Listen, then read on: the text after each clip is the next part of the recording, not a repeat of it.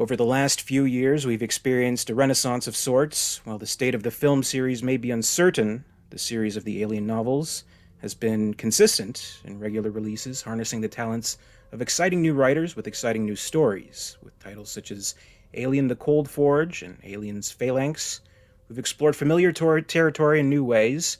We've explored completely uncharted territory and delved into the realms of our worst nightmares.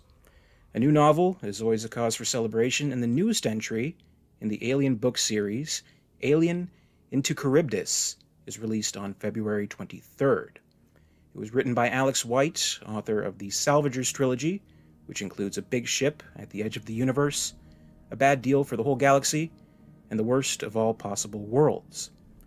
White, of course, also wrote the highly acclaimed Alien the Cold Forge, personal favorite of mine, and I am very pleased to let you know we have them here with us today to talk about the newest entry in the series. Alex, thank you very much for joining me today. It's a pleasure to be here. Thank you. Well, congratulations on the release of the new book. I just finished it last night. Yes. I'm still kind of recuperating from the experience. It gets pretty intense, and I loved it. It was great. Oh, that's it truly so good was. to hear. Yeah, I think we do have something special here. I think this book has something for every kind of Alien fan to enjoy, which is no small feat to achieve. It is brand new, though. It's a freshly burst beast, so we won't be going into spoilers here, but I do want to talk about it at some length. So if I do overstep, if I do go into any kind of spoiler territories, please feel free to tell me to knock it off. Yeah, I'll be like, you might want to redact that. In editing, anything's possible. That's right. The first question I have to ask, because there's been different speculation, different points of view from fans leading up to the new novel, and I've heard you speak on it in other interviews, but let's settle this once and for all. Is Alien into Charybdis a sequel to The Cold Forge? So I like to write with references to all of my, or to all the rest of the work that I can possibly reference. So of course, when I put The Cold Forge into the Alien universe, I was obviously going to use something from that into Charybdis. And so you do get a little extra if you've read The Cold Forge. But Into Charybdis was designed to be read alone, so you don't have to have read The Cold Forge. And I was really clear with the editors that, because they'd kind of originally asked for a direct sequel, and I was really clear with the editors that I didn't really want to do that. So, so I would not call it a sequel. I would say that if you want to read The Cold Forge, you'll enjoy it more if you did. That is true. But you don't. I can attest to that. You don't have to. It's not required. I'll explain everything you need to know. Okay, so I guess a lot of people maybe not familiar leading up to the novel may want to ask, what is the Charybdis? Oh, well, it's a hole in the ocean where water flows in. It's not really an ocean. It's an ocean-sized lake. I had a water engineer consult on this, a water scientist consult on this book, and apparently an ocean indicates a certain amount of salinity, so lake it is. It's a big brackish lake. And there's a data center kind of built into it. And so this hole was a stable lava tube, right? And that's what happens when something like a pit kind of bursts out of the earth, right? In much the same way that like a pimple might pop. I hate to be so gross, but it's true. And then what happens is ocean water rushes into the lava tube and cools it. And what's interesting about that is that, and this can happen, that happens here on Earth, you can have a situation where water flows down into this tube now and vanishes somewhere based on, thermal venting, based on any of these kinds of things. I also consulted with a volcanologist and geologist. I love doing the science stuff. To where the water just kind of vanishes all the time. Nobody knows where it goes exactly. And there are a number of places like this on Earth where if you were to flush a camera, you'd lose it. right? Flush a transponder, you'd lose it. One of my favorite ones is there's this stream in England that looks quite placid, but it's actually furiously flowing between very smooth but sharp canyon walls. And if you were to fall in, you would be drowned almost immediately, and your body will not be recovered. And I think that that's such a fascinating concept. It's so disturbing to me. And so Charybdis is, you know, kind of my take on that. And the name comes from the great whirlpool of Greek mythology, you know, between Scylla and Charybdis. Crap, I forgot who sailed between them. I should, same, the Odyssey, right? Yeah, was it Homer? Somewhere along the river of Acheron, I'm exposed for the fraud that I am. Well, this interview's over. Yeah, exactly. You're never going to have me on the show again. Yeah, no, it's just been a really long week. But yeah, so the right. So anyway, you can go look it up. The spelling is on the cover.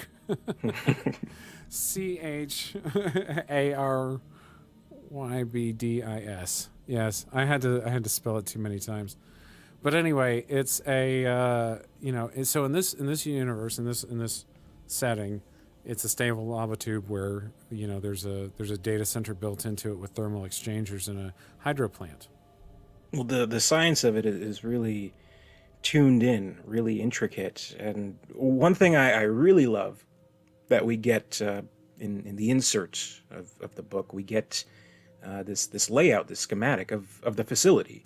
Oh yeah, really gives you a good sense of just how deep into the depths of hell this story takes us, and all that, and kind of in a similar way where in the Sigler book we got the map of the universe. So I really love when they do stuff like that. It gives you a nice layout of kind of keeping it in the back of your mind. Yeah, I actually was made that something that you designed? Yeah, I made that map. So I'm a fairly decent designer by day, and that's how I kind of made all my original money. And unfortunately, I'm a novelist, so that tells you that I'm still doing graphic design by day. But yeah, but I sent it to my editor, and I was just like, here, let me try and tell you, like, I kind of as a joke, I made this thing like really, really intricate. I wanted to put it in the book, but I didn't tell him I was making it. And then I was like, here, let me see if I can illustrate for you kind of what I'm envisioning. And I'll draw you a little map. And then I sent him that. So he was really surprised, I think.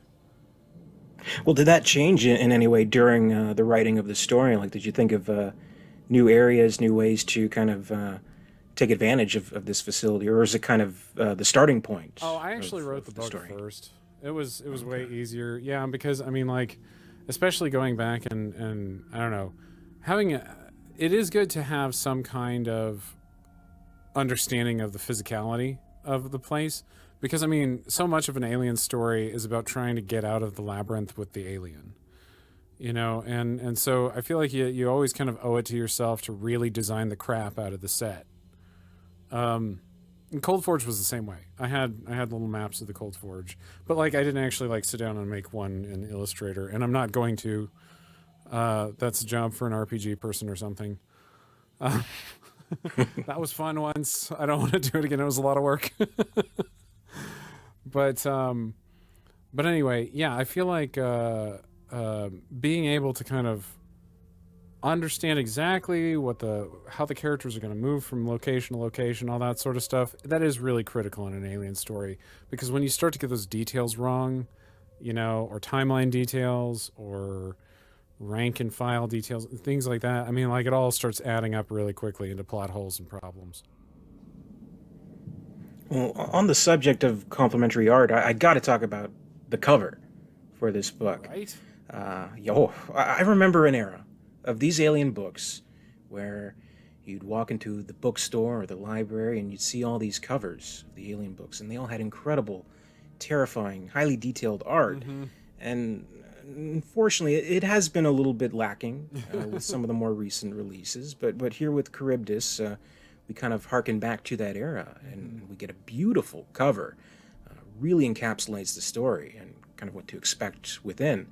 Was this something you had a say in? What was the process to get this cover? I did have a say in it. I mean, the artist obviously, you know, took it to the next level. I mean, I scribbled out something that I kind of wanted, which was a couple of aliens climbing up an antenna, and then the artist sent us these two mock-ups, and one was kind of similar to what I'd sent, and the other was like the one that you actually see.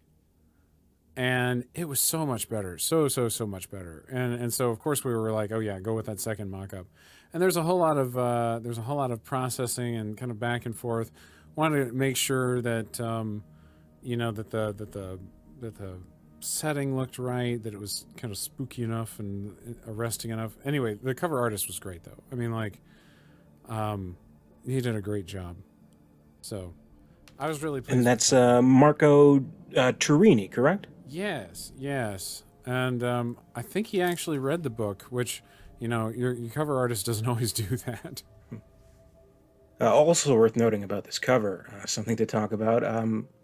This is another distinction of Charybdis, and this seems to be, as far as I can tell, the first alien novel released to be labeled based on the films from 20th Century Studios, as opposed to 20th Century Fox. Fox, of course, they're purchased by Disney, rebranded. Did you notice any difference in writing your novels? One in a pre-merger era, another post-merger. Were there any differences in the direction they wanted you to go? Any types of notes? Yeah, everything had to go back through approvals. Wow. Which, I mean, like, they couldn't like take away the money they paid or anything like that. I mean, if Oh, they have it. If the mouse had pulled the plug, they would have, you know, I'm sure they probably would have made out okay. But they went, it was kind of like, well, we're going back through the backlog of everything that we'd already approved, and we're just working with the transition team to make sure that everything, you know, goes exactly right. And I'm thinking, like, I didn't expect to get this approved the first time. You know, and I was terrified because it was kind of a second swing at the book, but it was fine. It ended up being a bunch of the same people who worked, you know, when it was 20th Century Fox. So I don't understand the dynamics of it very much because they don't really let us in on that very much as an author. You know, it's mostly the editors champion us. I will tell you that I was terrified of getting a whole bunch of notes and changes. You can see, you know, Cold Forge was interesting because I got no notes. They just said, good job. And I was like, okay. And, you know, what's funny is they had like 3 notes on Into Charybdis. And by the time that we'd finally kind of talked them all through, they were all gone. So it was no notes again, basically. So no pressure to make this family friendly, throw in some cartoon deer or anything like that. Nothing of that nature. Right. Well, they had this one where they were like, we're worried about, and this is a content warning, I guess, for some of the parents out there. That they were worried about violence towards children. And I was like, you guys remember in Alien 3 when you cracked a kid's chest open on camera? You know, like, I hate to tell you this, but this is Alien. Like, they're not nice critters.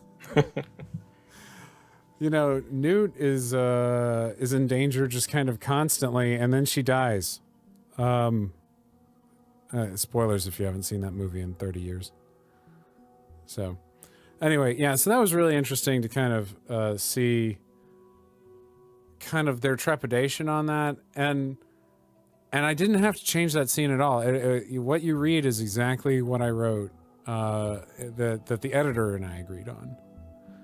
And so that was kind of interesting because I wanted to do something as a parent that was terrifying without being gratuitous, if that makes any sense. Anyway, readers, that was the hardest scene I think I've ever written. It is absolutely a heartbreaking scene.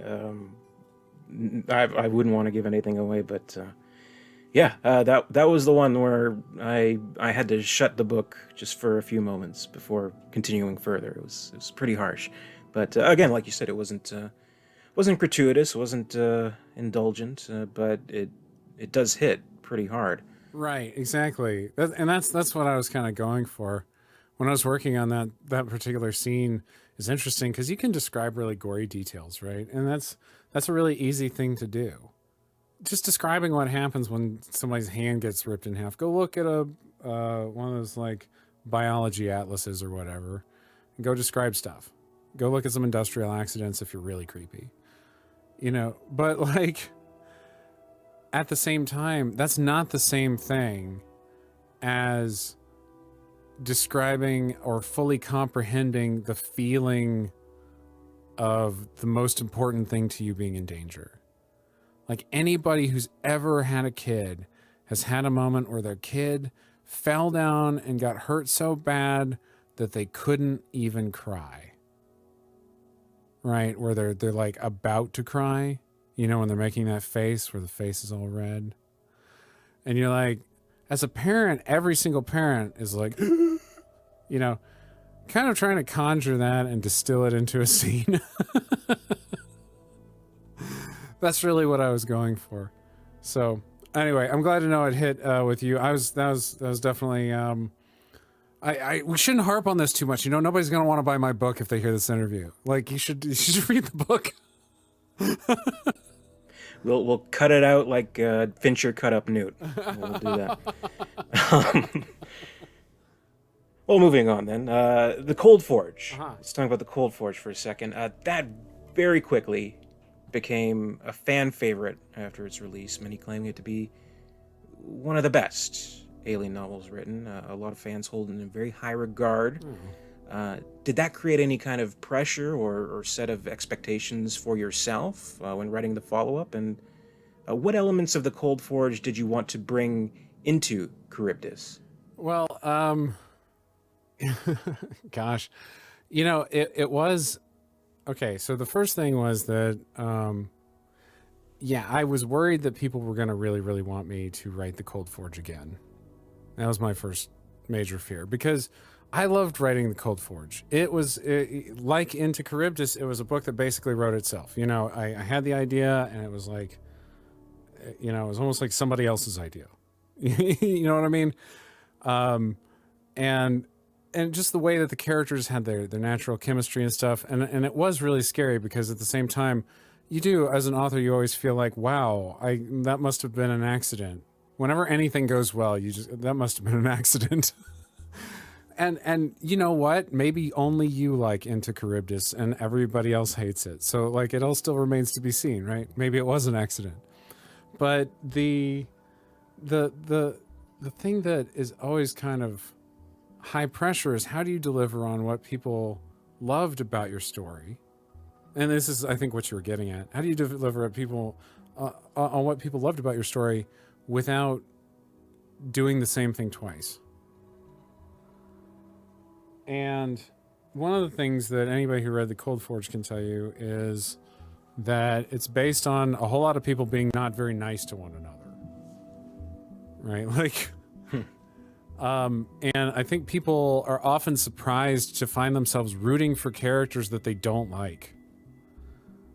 And like really, really don't like. I don't think anybody likes anybody from the Cold Forge. I've never met anybody who's been like, yeah, I thought, I'd like to hang out with so-and-so. Like, nobody says that. And if you say you want to hang out with Dorian, I don't want to be around you. But like, and so if I just wrote a bunch of assholes again, I don't know if you want me to say that on this podcast about, face impregnation, but anyway. Anything goes here. I figured probably I could drop a few bombs. But the, if I wrote about a bunch of assholes again, that would just be too easy. And so one of the things that I really made sure to do with Into Charybdis is assume that you probably did read The Cold Forge. Like, you don't have to, but if you did, you're in for a different set of tricks. And one of the things that was really important to me when I was writing The Cold Forge is I love Alien. I felt like Alien was the more subtle of the holy duology. You know, like I all the Alien films have a place in my heart. Alien and Aliens are, of course, my favorite too. I know other people might feel differently, and that's cool. And everybody can have what they want. For me, it's Alien and Aliens. And the Cold Forge was very heavily inspired by Alien. I wanted it to feel kind of like that. Even though it has multiple aliens, I never wanted it to be like, and also it's got a bunch of people with guns who can handle the problem. You know, so that was my intent. And when I went into Charybdis, one of the things that I thought would be kind of fun was, what if I tried to make it as much in conversation with aliens as I could, and kind of tried to write a very aliens-esque story. And so I, you know, like if I wrote another novel in the Alien universe, I'd obviously do some kind of weird isolated prison colony novel. You know, just, Hey. not really, but you know what I mean though, right? Where you want to, it's fun to kind of have that reflection of the films in there, and try to find ways to introduce it where people don't really recognize that they're being introduced to it. So I'll give you a good for instance. I love Cameron's industrial obsession. Like, I don't necessarily, like, I don't know if I would want to work with Cameron. He seems really intimidating. And that's just being polite. Okay. Like, I hear he can be scarring. But one of the things that he has going for him is this incredible obsession with industrial photography. I love that about him, and his interest in engineering and pioneering new depths of the ocean, that kind of stuff. And you can see it all the way from the Abyss to the stuff that they invented for Titanic. You know, he's a technologist and a futurist. That's, you know, something that's really interesting about him. Well, as you know, as a young post-production or production company person, I used to go and occasionally shoot stringer footage, and I shot for places like Dirty Jobs and Modern Marvels, places like that, where you would, you know, they'd have a local go out to a factory and go shoot like B-roll, or, you know, occasionally it'd be like going inside of an oil rig and shooting it while it was sailing away, or going and shooting one of the kneeling servant style ships. I don't know if you've seen these things. They're massive ships that are used to transport oil rigs, and they do so by deballasting and like sinking beneath the rigs and lifting them up. It's really neat. Really, really neat stuff. And I love that about Cameron, because you can tell that Cameron loves that stuff too, in his photography and in the way that he goes about every single movie. And so I really tried to introduce a whole lot of industrial elements into this one. I made it clear that this is a workspace, that it contains blue and white collar employees, and a lot of them. You know, and I wanted to say that there's a lot of active construction. There are a lot of environmental difficulties to deal with, you know, but it's not a traditional, like, you know, we could have done the classic, like, oh, it's a windswept, rainy, shitty colony, right? Sure, yeah. And I was really, and if you want to be in conversation with aliens, I mean, I guess that does make a lot of sense. But from my perspective, I really wanted to kind of try and capture the feeling of seeing Hadley's Hope for the first time, without doing Hadley's Hope again.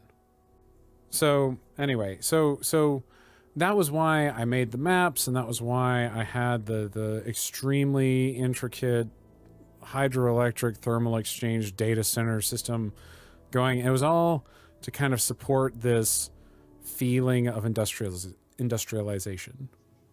Well, it's definitely highly detailed in its location, as well as the characters. I mean, in this story, we have a wide array of characters, actually. We have the crew of the Gardenia on their job to set up the systems on Hasanova. That's the designation of the planet, home to the Charybdis complex. We have the colonists there, all their operations. We also have the Colonial Marines, of course, the Midnighters introduced to the story. Has this been the most characters you've worked with in a novel? And was there a challenge in getting them kind of, you know, all their fair time within the story? Yeah. So I will say this is the most perspective characters that I've ever done within a novel, and without giving away a spoiler, and I know you're going to know what I'm talking about, Derek. I did something in this book that I've always wanted to do. I threw a curveball that I've always wanted to throw, and the characters all had to be arranged to enable it. And Derek, is it clear what I'm talking about, or do I need to drop any more? This was the other time I closed the book. I figured as much. I always wondered if you could do that. It just seemed like a crazy thing to even try, but at the same time, because you run the risk of making somebody go like, I never want to talk to you again. Right? How do you sleep at night? Right. Just like, I'm not going to read the rest of this. I hate you. And it's true. I could see somebody, in fact, there probably will be somebody who closes the book and puts it down and they say, I hate it. And Godspeed. But in order to make it interesting, I have to give you enough reasons to turn the page. And in order to make the characters memorable enough, I had to arrange them in a really specific fashion, kind of from act to act. And if you go back, like, it's funny because the book, I'm sure to y'all looks like a regular book, but to me, I'm thinking of all the Post-it notes and marker that I was using to like plot everybody's course through the book. One of the things that I like about an Aliens setting is that the personnel at the facility are a known quantity, right? You're probably not going to leave and go somewhere else. I mean, you can. I'm sure Aliens books do that all the time. It's just usually you're kind of stuck there, and you have the people that you have. And so that part makes it a little easier, but it does mean that kind of you get back what you put into the story in terms of work. So when I wrote The Cold Forge, I was about 3/4 of the way through before I was like, how many people even work here? And then I was like, okay, I had to go back, and when I redrafted, there was a lot of work, right? Well, when I wrote into Charybdis, I went up front and I was like, okay, these are the 3 factions. This is the squad of the, this is the squad layout and designations for the Midnighters. These are the different departments at Hasanova. These are the crew members of the Gardenia, and that way I don't have to worry about like getting to the end of the book and finding out that I forgot to kill somebody. Well, like Gallic standing alone in the infirmary in Alien 3. In the theatrical version, at least. Right. What happened to him? I don't know. He's still there. Right. Oh my gosh. I didn't I'd forgotten about that. That's crazy. Yeah. So anyway, so that's all I really have to say about the number of characters. Is in order to make this illusion work, you have to have that many, but you have to know and like them all. And I remember I was talking to, because let me think here. We got really only 4 perspective characters, I guess, but maybe more than that. I don't know. But yeah, when I was talking to my editor, I mean, when I first pitched it, he was like, "That's too many characters." And I kind of made the overlapping timelines of how much kind of screen time, I'm using air quotes here, every character got, and then I showed him again, and I was like, actually, everybody's gonna have like a full like third of the book that they're on the page. Well, did their courses, their fates change in any way during the course of writing it? Like, were there any characters, say, that you thought, oh, I want them to hold on a little bit longer, anything like that? Absolutely. I actually, whenever I write, I have like characters with like designated death points, and then I have characters, if you're writing Alien, you just kind of throw in some pad, right? Like, I don't know when I'm going to kill this guy, but he's going to die. And that's absolutely the way that I approach it, is I treat characters like inventory. In an Alien story. Again, in an Alien story. But yeah, no, I would say that pretty much...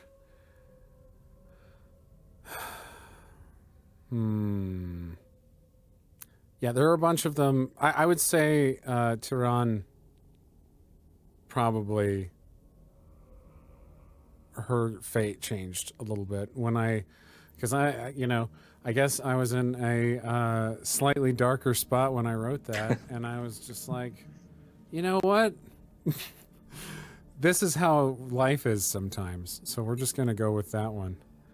And I think that, I don't know, I think that one kind of sticks with me a little bit terribly because of what it is. And like, spoiler, somebody doesn't make it through named Tehran. It's not a very important character, but, But yeah, a lot of times with especially kind of incidental characters and ancillary characters in Alien, you can find that some of them are more important than you thought.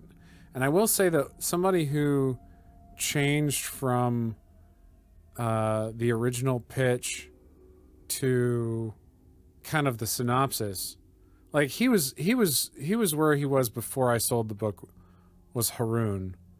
But like when I first envisioned that character, I had a much smaller part for him. And by the time I was ready to write, I mean, it was so important, kind of in the weirdest way. Well, all throughout, I think the characters are strong. You mentioned it being in conversation with aliens, though I definitely felt the strong essence of the first Alien film in the sense that we get the working class heroes, if not the truckers in space, then I suppose contractors in space, if that's fair to say. Yeah, I worked in building management for a little while. For like 4 years, I worked in smart buildings. And that was around the same time I got that job, around the same time that I wrote the Cold Forge. And so you'll see in the Cold Forge, people start screwing with the colony subsystems, like pretty late in the game. Dorian does a lot of that. And by the time Into Charybdis had rolled around, I'd been talking to people who had been bringing skyscrapers online for a number of years now.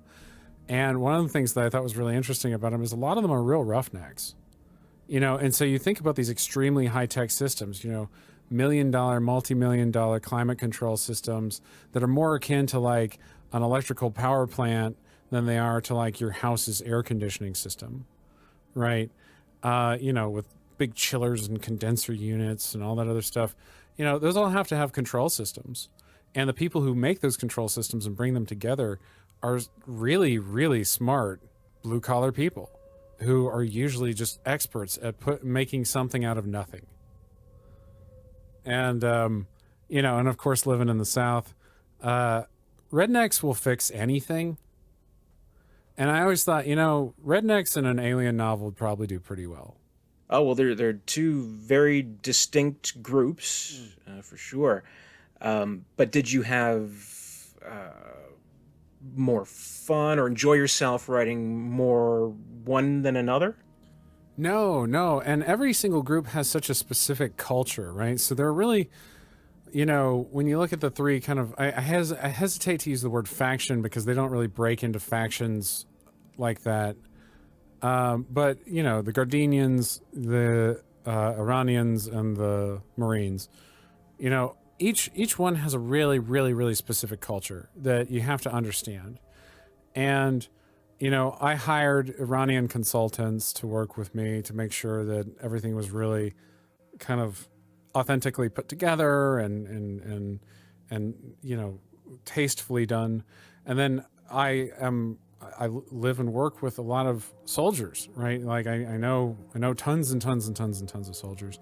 And I got a couple of them to consult on this book across all kinds of different branches. And so you have the military culture and specifically the Marine culture, which is its own very kind of unique blend of things. And then you have these blue collar building commissioners from Texas who are mixing with, of course, their two extremely white collar bosses who are pretending to be blue collar, which is, Jerry and Mary. They're millionaires, so they're not really blue collar.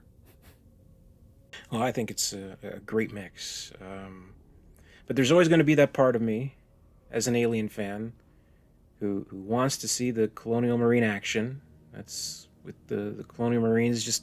It's practically a separate fan base. Yeah, did you get the Colonial Marine action you were looking for? Oh, absolutely. And we see a lot of the familiar USCM technology at play here. A lot of the fan favorites show up, but there are some new toys that they get to play with. I was wondering if you could talk about those. Yeah, okay, so I'm guessing the fan favorites that we're talking about here are the Cheyenne dropships and the smart guns, right? And, of course, the pulse rifles. So, I mean, you know, and I feel like dropships, smart guns, and pulse rifles, you know, that's table stakes for the Colonial Marines. You can't have fire teams and platoons showing up without those things. And of course, you know, I'm sure somebody had some flame units somewhere. Yeah, there were some flame units somewhere in there. Which that's a pretty dicey proposition. I mean, mostly the flame units seem to just scare the aliens. You know what I mean? They don't seem to do much. The only thing they're afraid of is fire, not much else, as Ripley says. Right, exactly. And it does work well, and that's exactly what you have to do. And I think it's funny, by the way, when everything's going south in Aliens and Gorman is giving like fairly good orders, actually, which is the lay down suppressing fire with the incinerators and fall back by squads, right? It's like, that's actually a valid point. I wish you guys would do that. But anyway, and I got to make reference to that later in the book. If you keen-eyed readers will see that order come into play. But yeah, for this book, I invented the prey armor, which is the reactive armor suit with the ballistic gel armor layer underneath, which is that's all based on real technology, though it's, you know, there's not personal reactive armor exoskeletons. That would be quite a lot, but you know, it's not impossible to imagine. And then the good boys, which are the good boys. I love the good boys. Thank you. Yeah, which are basically the Boston Dynamics big dogs, fully realized. Many years ago, I saw. So first of all, there are systems in the world like HARM, right, which is I can't even remember what it stands for, but it's an it's like an anti-seeker system, right? So if you're in a helicopter and you start getting painted with a seeker laser, you can have a countermeasure that will blast the person that's painting you before that seeker can get to you. And if it's flown by wire, it'll go off target, right? So that's HARM. Well, you know, we have other systems like the Sea-Whiz, which is, you know, it's a chain gun designed to shoot missiles down that are coming at ships, right? So we have all these different auto turret systems. And a couple of years ago, they came up with one that was like a 50 caliber machine gun on top of a John Deere Gator. And what it was this, it has this, I don't know if it's called a pintle mount. I'd have to look it up if I was going to like put it in a book or something like that. But it's got, you know, the machine gun mount that's gimbal stabilized, and it's got this really fantastic targeting system that's capable of firing at incoming fire. And I thought, oh, it's only a matter of time before somebody puts one of those on top of a big dog. You know, and so, I mean, you know, honestly, the good boys are low tech for the world that they're in. Like, but they feel very high tech, and they feel kind of in keeping with the setting. So I felt like it was okay. But if I had to guess what the weapon systems of the future would look like, that's the weapon system of like 30 years from now at the most. You know?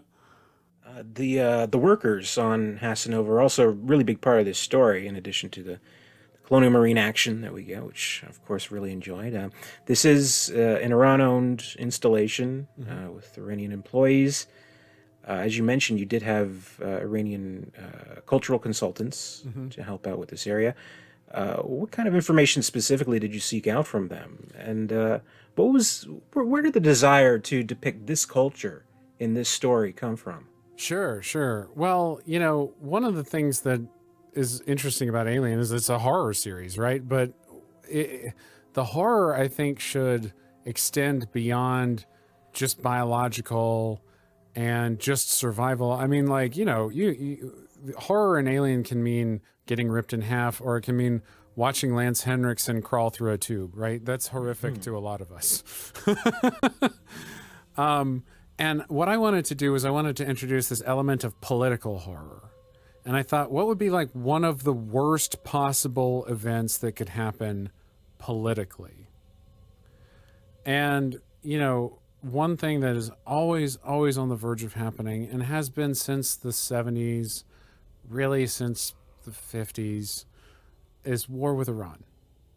And either side could do something incredibly foolish in the heat of the moment and cause something terrible to cascade through.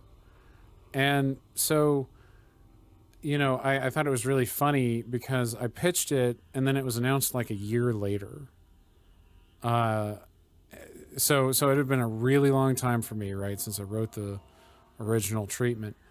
And somebody commented on like the blog, like, oh, great, a topical thing, because Iran had just been in the news for like 2 weeks ago for like stealing an oil tanker at the time. And we were just like, you know, and of course, you know, behind the curtain, we're all laughing because it's just like, well, yeah, you're never too far from an issue between the United States and Iran. One thing that I did try to kind of keep in mind, though, is that it is a really complex political region. And if you go in there and you say like, well, they're just the bad guys, like in True Lies or something, you're going to find out that you're probably just a bigot, right? Like there's a lot of important stuff that happens there. There are a lot of important cultural contributions that happen there. And, you know, while at the same time, though, you can't necessarily support a tyrannical regime. So, you know, it is a complicated issue. And I wanted to kind of bring that in because I feel like Alien is really a good place for that. It's a good medium for that. And it's a good chance to kind of say, like, I think if there's anything that is into Charybdis more as a theme than any other theme, it's that there are normal people everywhere who would just like to go about their day and be okay and live a nice, loving life with the other normal people around them. And in different cultures, that means different things. But the paranoia that comes from kind of rubbing up against each other in such a toxic environment, you know, that's one of the major enemies here. So, well, the political aspects were pretty reminiscent, or actually quite tangible from what we've seen in the William Gibson Alien 3 story. right. What inspirations did you take from that story? Like, what can fans of that particular version of Alien 3 expect to see in Charybdis? Well, you know, the UPP, right? So Yeah, you know me. I think that every time, every single time. Thank goodness. Okay, it's not just me. Yeah, no. The UPP, of course, is Gibson's creation, the Union of Progressive Peoples. They were working on the RPG when I was writing, or when I was first pitching it. And so one of the things that I kind of did was I talked to some of the people at who worked on the RPG about kind of what the power structure of the future was going to be. And so they said, you know, for their game, they were laying it out to kind of be the United Americas, which was Mexico, America, Canada. There was the Three World Empire, which is Britain, Japan, and I don't know, a third thing. I don't know who's the. Is there a third one? Anyway, it's the Weyland-Yutani Empire, basically. There's the Union of Progressive People, which is the kind of, so, you know, communist Russia analog, right? And then the last one is the ICSC is the acronym. Core Systems Colonies, something. Interstellar Core Systems Colonies. I don't know. Independent Core Systems Colonies. That's it. Anyway, so, and those are essentially corporate colonies. And what's interesting about it is, you know, when you look at the empires of the future and you ask yourself kind of where is Iran going to fall? You know, with the United Americas seems unlikely, right? That's almost impossible to imagine. With the British Empire is definitely not going to happen, right? That's with the Russian Empire is definitely not going to happen. But then you have this independent core systems colonies where they have essentially, nationalized corporate governments. And it's like you have a place that, a country that already has a lot of nationalized industry. They have the nationalized oil industry, and so it kind of lends itself to that. And so I thought, yeah, they would fall there. And then it was a matter of kind of looking at the power structure of, well, the United Americas and the UPP actually don't really like the independent core systems colonies because they feel like it's you can't just say like, oh, we have an empire. The other empires have to recognize your empire, right? And that's not really happening in this setting. And so again, it's another kind of flashpoint. And so I thought, man, this is just shaping up too perfectly to create problems. So Well, I absolutely appreciate kind of how much you've expanded on what was kind of laid out in that story, which I guess in a way, in maybe more of a peripheral way, it is canon now. But I guess here's a controversial question for you. Do you prefer the Gibson Alien 3 to the film we got? Oh, I don't know. That's not really, that seems like such an unfair question to David Fincher, for one. I feel like Alien 3 was something that had a strong auteur vision that was eclipsed and often overpowered by the studio. And so I like to kind of look at movies not just for what they achieved or didn't achieve, but kind of for the circumstances that they faced as well. And so if a movie had a really rough go of it, but has some really great talent and some really interesting ideas, I tend to kind of give it a pass. It's one of the reasons why I really like Covenant, actually. I consider it like a B-, but at the same time, like, I really love it anyway, and I've watched it a lot. Yeah, so no, I couldn't make a decision like that. That's terrible. That's fair enough. Well, there are plenty of Easter eggs from pretty much any of the Alien films, like little hints and nods, echoes, however you want to put it. Oh yeah. Referencing things from the series.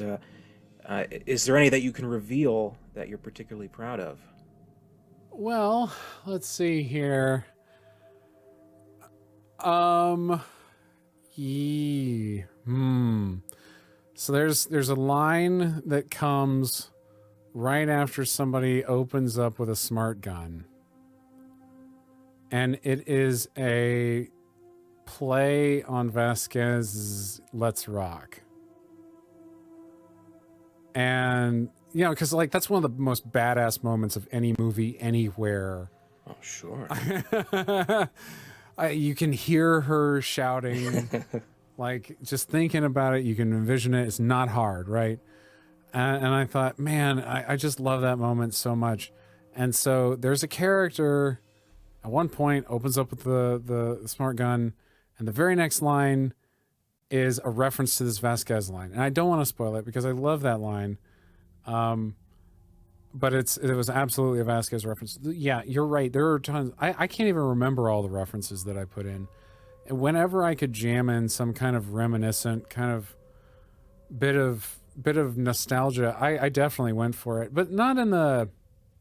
I didn't want to do it in a way that made the book inaccessible, right? Like, I think there's a difference between trying to conjure the feeling of something and relying on it.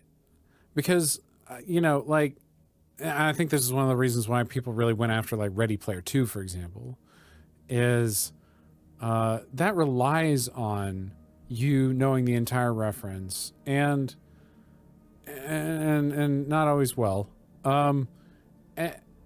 Versus if you're trying to make something where somebody can really just kind of experience in it, and if you didn't get the reference, that's okay, right? And I think that that's a much better way to be. But if you have seen the movies, if you watch the movies obsessively, there are a whole bunch of moments where I'm trying to make you think of the movies. And I love getting feedback from the beta readers. I had a couple of beta readers on this project that have been really, they've been really great. They've been really influential in the kind of alien fandom. And you'll see them, there are a bunch of characters named after them in the book.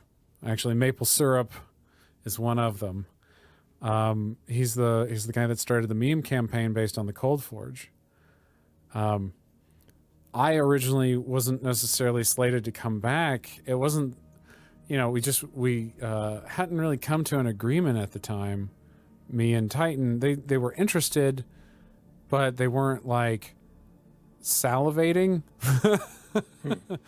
And then this meme campaign started, and it started with Jason, Ledger. I always say, gosh, I should learn how to pronounce his name. I'm such a jerk. We're like online friends. You know how it is with online friends. Mm-hmm. But anyway, he started this meme campaign, and it just went pretty well. And the editors at Titan started calling me, and so I named a character after him. But yeah, so a bunch of the people from Becker's squad are consultants. So. Oh, and Percival, Corporal Hicks. There you go. Of course. There we go. Yeah, right. Aaron Percival. That's right. Yeah, and you'll see Aaron Percival and Clara. She has Clara. like a whole Hi, bunch Clara. Yeah, she has a whole bunch of different names. I know. She's like it's funny because like if you put up the entire content of all the alien stuff that's coming out right now, you're gonna see like her ghost like all through it. Yes, quite influential fans. That's something that I thought was really interesting about the alien fandom. I was so scared of them before getting this gig, and they're so nice to me about Cold Forge. And I keep thinking like, well, into Charybdis is what's going to turn them against me finally. But I don't know, maybe not. You seem to like it. That's a good sign. Oh yeah. Well, hey, I'm the authority here on what's great. No, yeah, that's right. Oh. I mean, you're certainly well known in the alien community. I've enjoyed seeing your videos. It's been really interesting to see videos about stuff I wrote. I brag to my coworkers. Well, yeah, and with the newer novels, I try to, let them have their time, sure, so people can go out and read them. Though, I mean, like, there's about 200 things from this book that I'd want to make a video about, spoil, but I don't have the heart. Oh, sure. That. One of my favorite things is the acid rock. Or the rock that interacts with acid. That's a real thing. That was one of my favorite things to put into the book. Which is there are types of rock that when they are exposed to acid, usually like ocean-borne acids, they turn like a rusty red, and they look like they're bleeding. And then I thought, and this is really common in coral atolls. And so this is a volcanic atoll, which means that it's a volcanic mountain with, coral built up on it. And if you were to look at it, it would look, if you were to look at this volcano from the side, it would look vaguely onion-shaped, which might be an interesting idea as well, which is something that I didn't really exploit, but I kind of put in there just in case.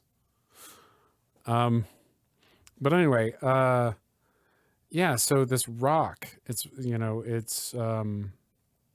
I forget what it's called, but I talked to a volcanologist about it, and there are all kinds of interesting properties. And I thought, wouldn't it be cool to have this whole facility carved into this rock that bleeds when it's exposed to acid, because we know we're going to shoot some aliens in here. And so it's a really grim, kind of creepy feature of the setting that I was just super proud of. I love that part. Oh yeah, and the descriptions are very vivid, and well, all throughout, really. I think maybe the one, not through the facility itself, but just a character description that really amused me.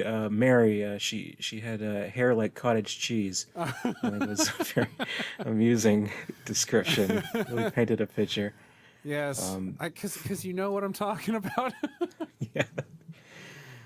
Well, there's also a description, a brief but also very, very vivid description of a chest burster and how the pain of it must feel. I don't want to give that specifically away, but I do want to ask when it does come to these creatures, xenomorphs, X-rays, how they appear, how they act, all their capabilities.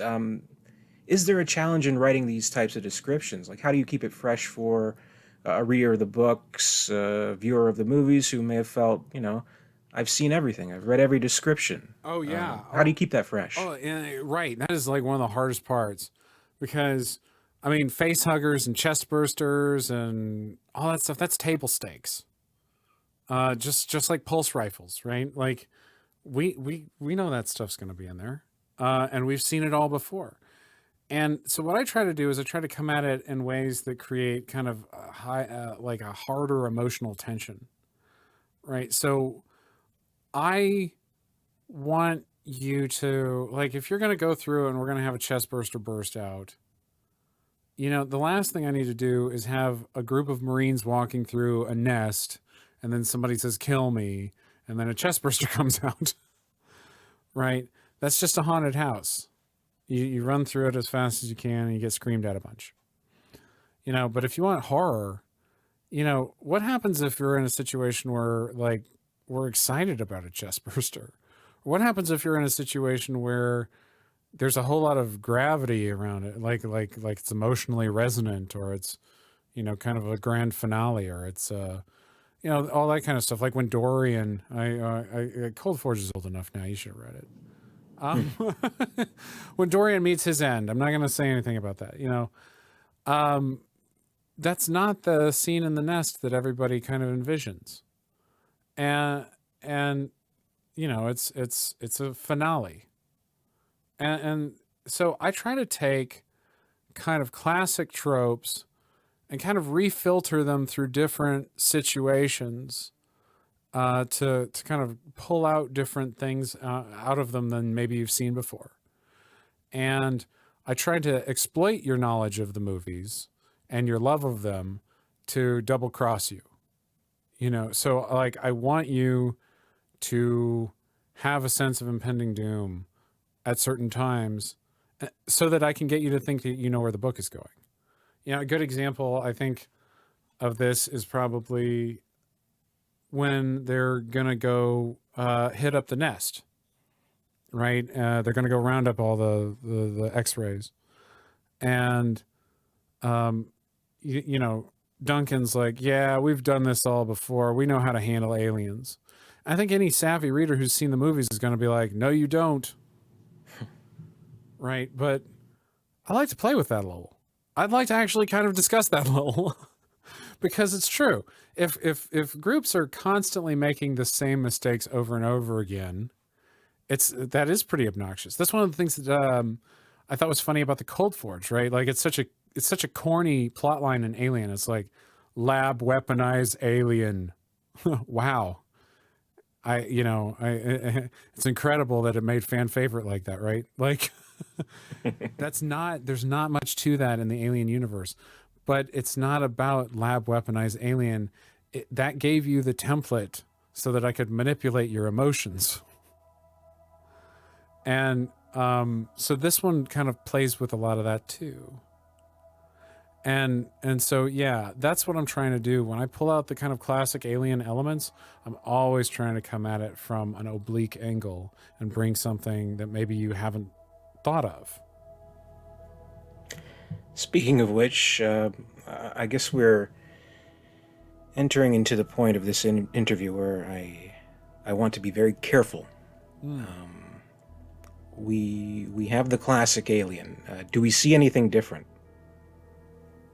From the classic alien? From the classic design, is there anything different that you offer in this story? Oh, yes. There is some new flora or new fauna. Yeah,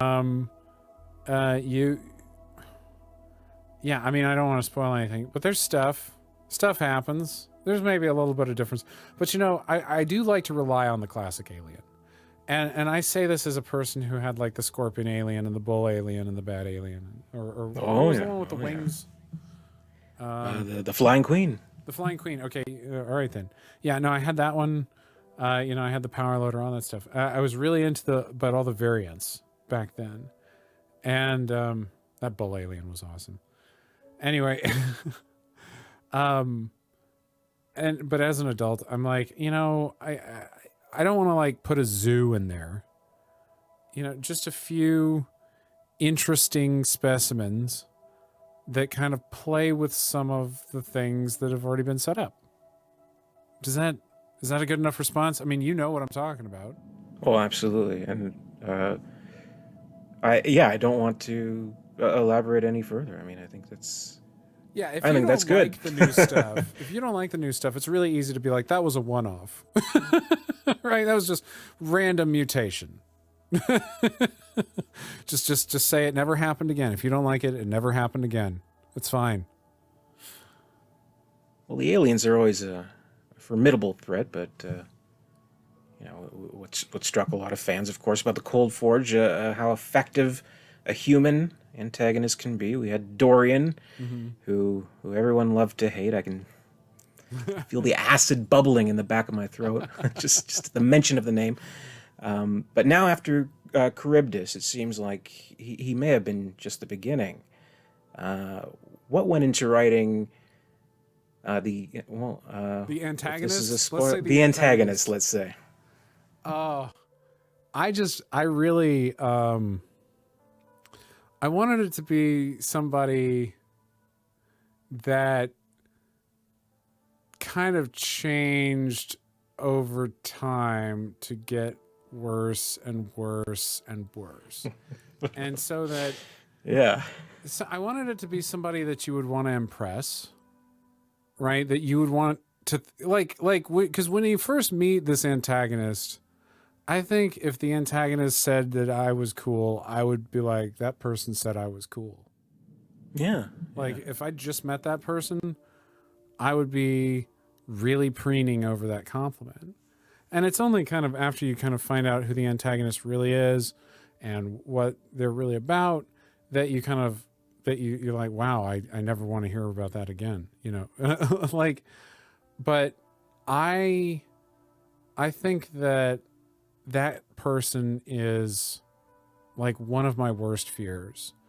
And there were, over the course of my time writing this book, there were two real world analogs that were very prominently in the news, who had done, you know, on a smaller scale, similar things. And they were on the news because justice was being denied. You know, these were... Anyway, if I say any more, I'll spoil who the antagonist is. Right. But you know, I'm angry about that because I work with people who don't deserve to be represented in that way. And so, from my perspective, I really wanted to write, again, my worst fears. This is a political horror as much as it is any other kind of horror. Right? There's the biological aspect. There's the emotional aspect. I hope that you may have felt some grief over reading the book. You know, and then there's the political aspect. And because somebody had said the Cold Forge wasn't very horrific, which I actually kind of agreed with. I think the Cold Forge is really tense, and I think that it's thrilling. And I think that there are moments in there when I do horrific, right? Like let's just say Blue with the chest or with the face hugger. It's pretty horrific. But you know, so I kind of took that to heart, and I tried to kind of figure out what really horror is, because I think that horror is different than fear. You know, fear is what the Cold Forge is full of. Cold Forge does a great job running on fear, and I'm really proud of that.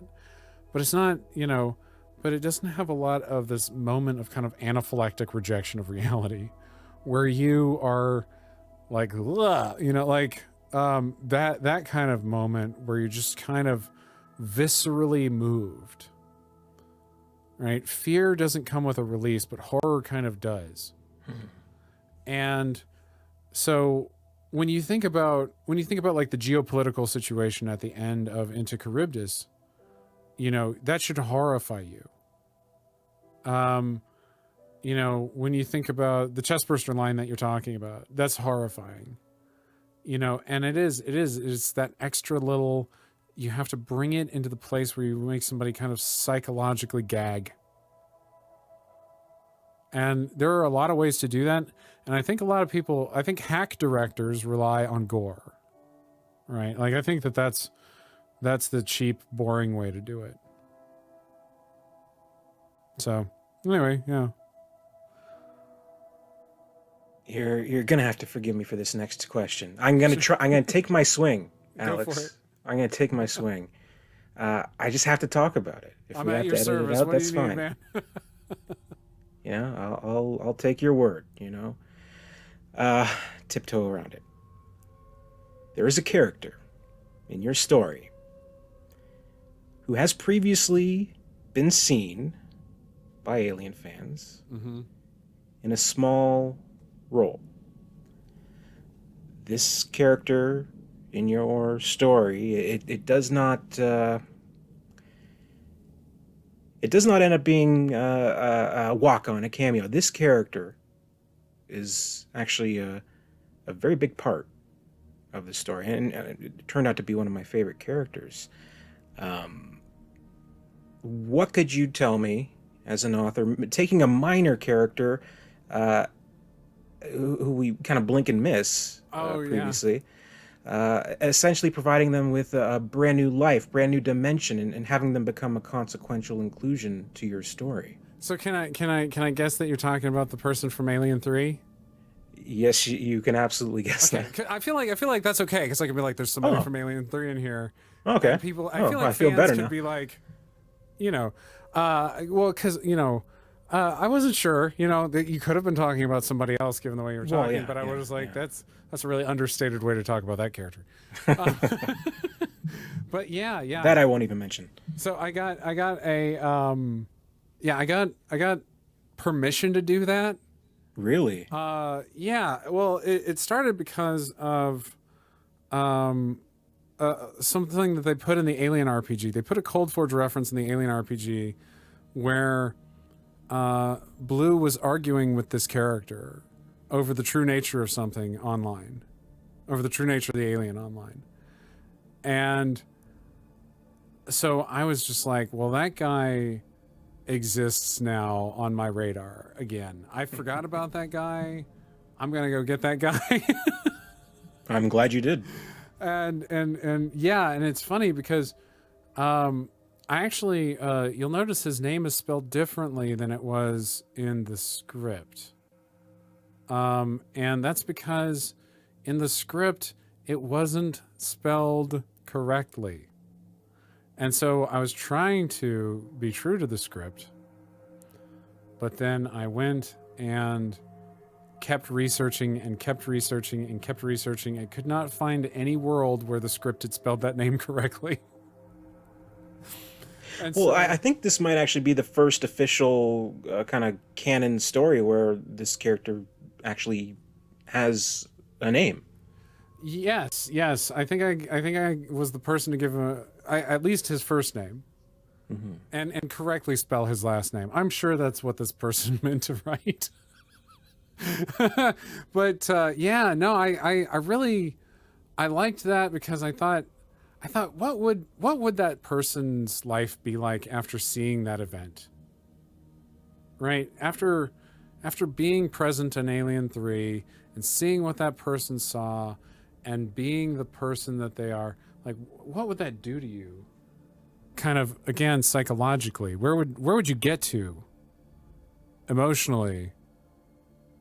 You know, and so I liked who is the guy from Alien Resurrection who was just like, You're a beautiful, beautiful butterfly.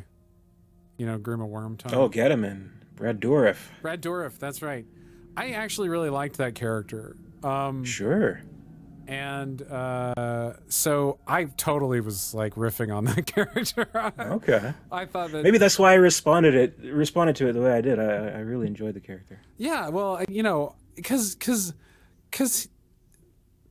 he's a fan, right? And we're all fans, and that's kind of why we're reading the book.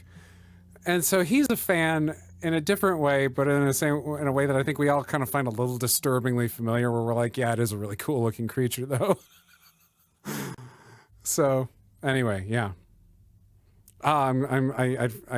There's so much in that book. I'd totally forgotten that I put that guy in. I have a lot of books coming out. I don't know if I've mentioned this. So. Well, there's quite a bit in this novel. Quite a bit, actually. I think about it as kind of a difference from Cold Forge, and maybe some of the new work is rubbing off. It is absolutely the longest Alien book, which is I found to be a little disturbing that they gave me those keys to do that. But I was really pleased. I was really, really pleased because I thought that, well, you know, tie-in novels tend to be short. But with the story that I'm trying to do into Charybdis, like, you can't really cut any of it out. You know what I mean? Right. It's all very tightly knit, like it's clockwork. And so, and the editor and I went kind of round and round on it. He would want me to cut it shorter. And I'd say, great, I'll cut anything you want. And he can. So yeah, so it is really long. I was surprised. I just barely beat Scott on the most recent one. He had taken the record. This one's, well, my copy is 550 pages or so. There is kind of, I don't know, I say a fair amount of time actually before the floodgates open, so to speak, before the carnage breaks out. Did you receive any notes from that? Like, hey, put in a facehugger right at the beginning or something like that. You know, so what I did to make that work better, because I knew that was going to be a problem, and again, that I wanted to make this thing again in conversation with aliens, right? And an alien, it's 47 minutes before anything weird happens. Right, that's a really long time for a movie. And in Aliens, it's like, you know, they get pretty into it pretty quick. And so the incident with Kamran and Reza in the very beginning, that was one way to kind of make sure that I keep the pace going high. Working a lot on the paranoia angle, as well as some of the minor horror. Things like reaching into a wall outlet. You know, those kinds of moments do a lot to kind of keep the pace going high, and you know, and also kind of putting in some chemistry maybe between some of the crew members and some of that stuff. You didn't imagine that, you know. So yeah, so those are the kinds of tricks that you pull to stop it from being too boring in the beginning. Because I need you to feel like this is everyday life for these people, so that I can make you care about them, so that I can make you sad if they die, right? Like, it's no good if you, well, I mean, I guess in Cold Forge had a different angle on it. You just didn't want Dorian to win. Yeah, and so I'm really attached to how long it takes for stuff to happen, but there are a lot of little pace kind of boosters that I threw in to accommodate that, because I recognize you can't ask somebody to just sit there bored.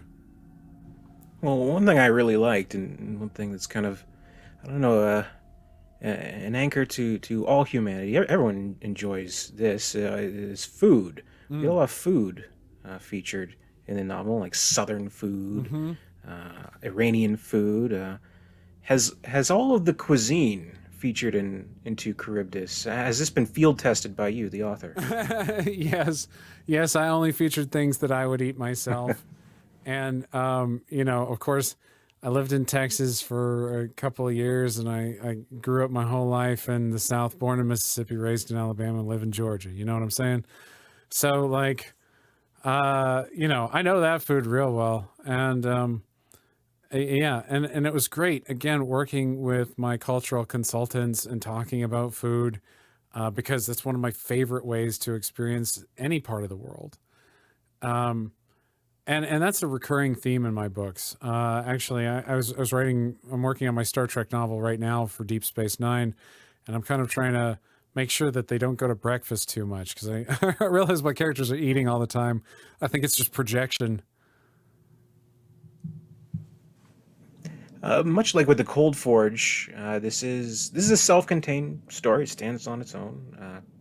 However, as you hinted towards, uh, there's a possible opening for more to come. Hmm. Will this be an Alex White Alien trilogy, or even beyond that? Are there any specific plans on your end?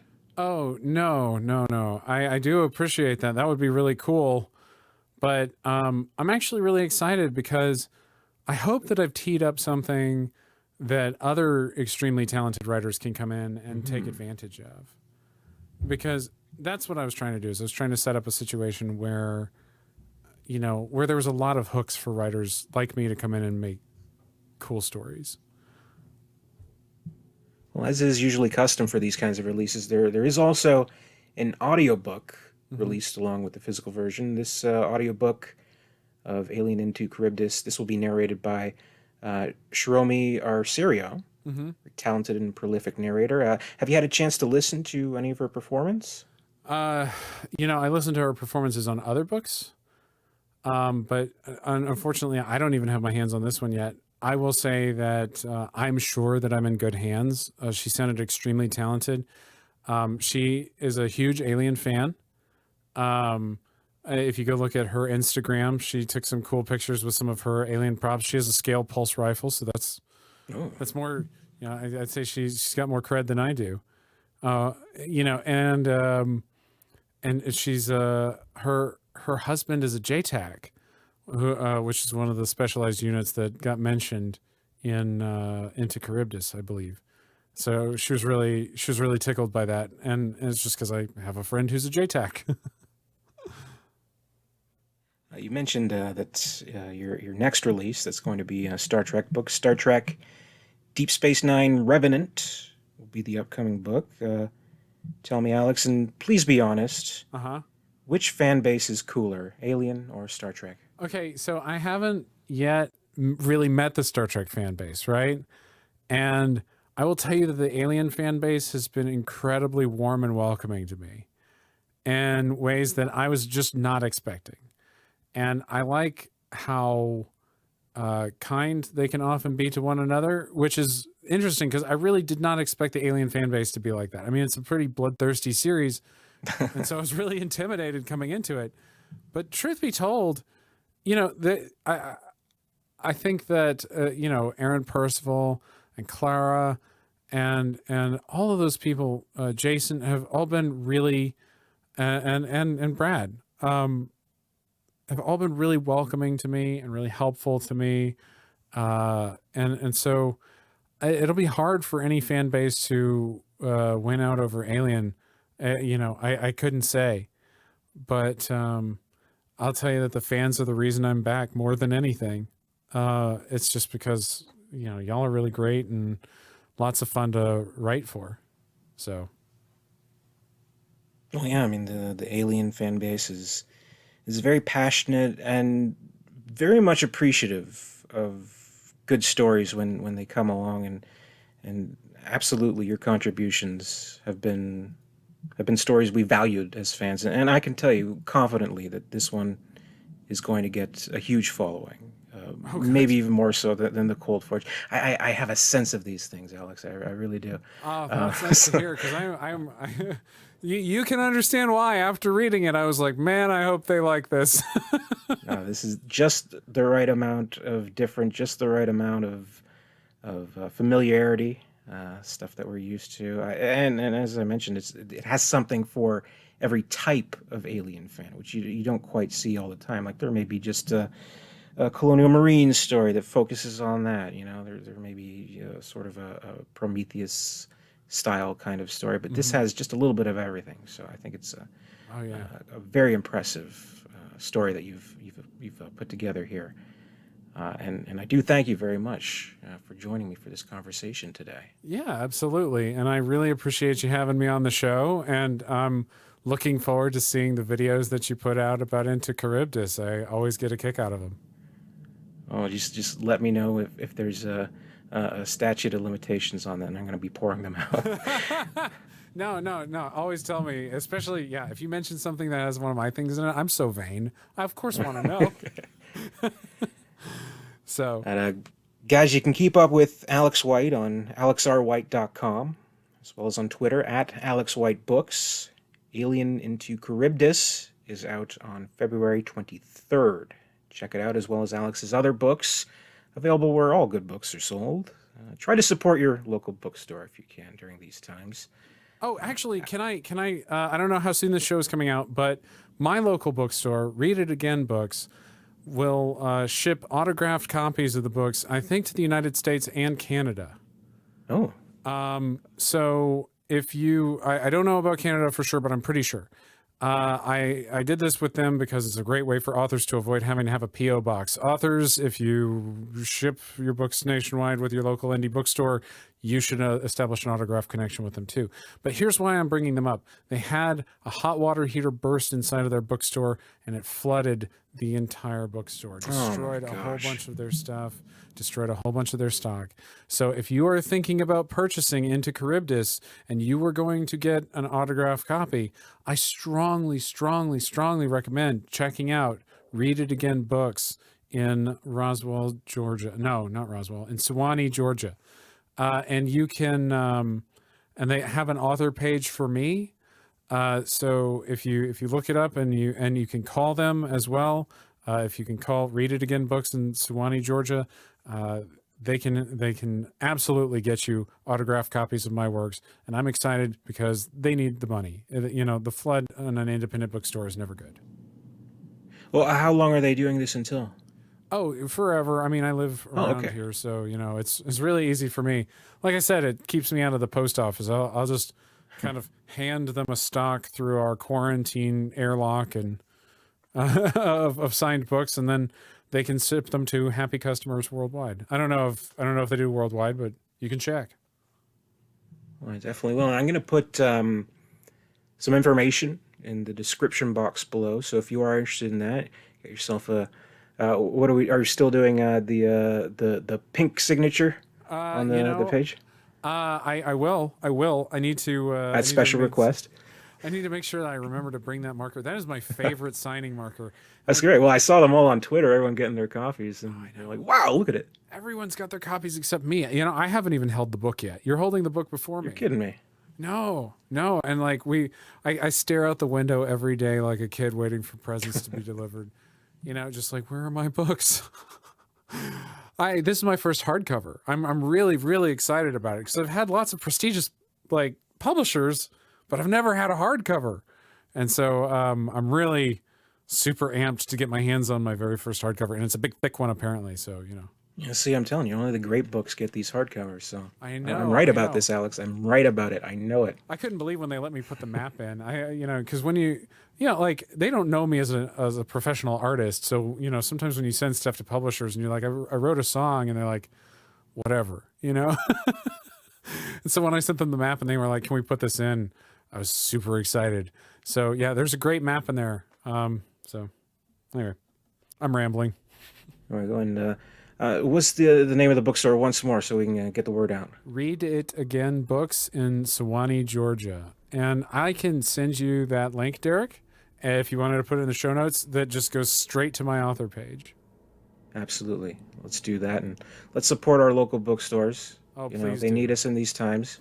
If we Absolutely. want to continue to read books of high quality, we can get them from where they really are meant to thrive. Well, and there's something else to know about a local bookstore, and that's that you can go in and you can ask for a recommendation in ways that you can't normally get them from places that are more corporate, right?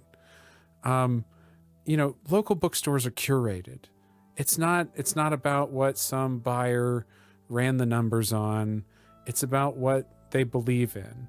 And there's a huge difference in that shopping experience. So, and during the pandemic especially, if there's a way that you can safely be a patron of your local bookstores, that is the best way to shop for books. Absolutely, I agree. And Alex, it's been an absolute pleasure talking to you today. Thank you, Dave. Any parting words for the Alien fans out there? I buckle up because this one's kind of wild, and it is the most aggressive book I've ever written, and I'm so proud of it, and I can't wait for all of you to read it, and I hope you enjoy it as much as I enjoyed writing it.